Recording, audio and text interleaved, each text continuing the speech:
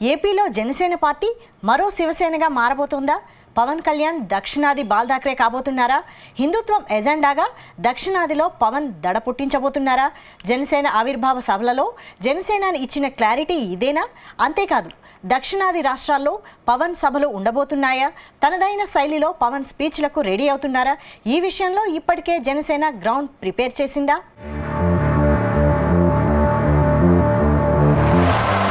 ఆంధ్రప్రదేశ్లో జనసేన పార్టీ హిందుత్వ పార్టీగా మారబోతున్నట్టు తెలుస్తోంది.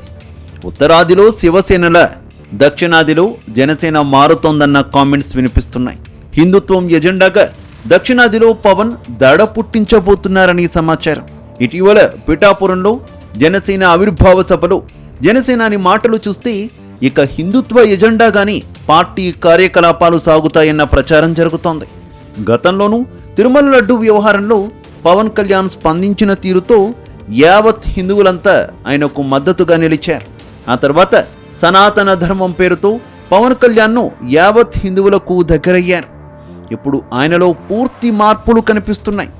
దాంతో ఆయన దక్షిణాది బాల్ ఠాక్రే కాబోతున్నారా అన్న చర్చకు తెరలేచింది.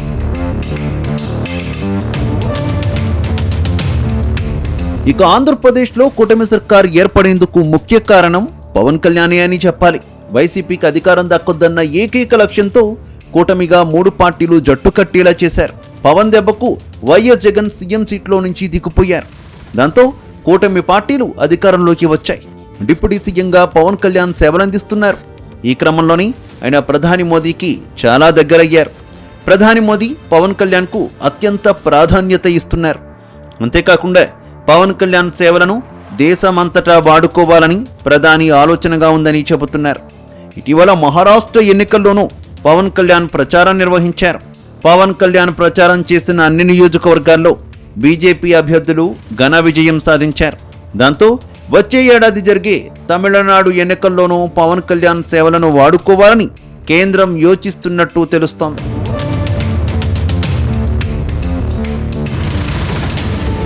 తాజాగా పిఠాపురంలో జనసేన ఆవిర్భావ సభ గ్రాండ్గా జరిగింది.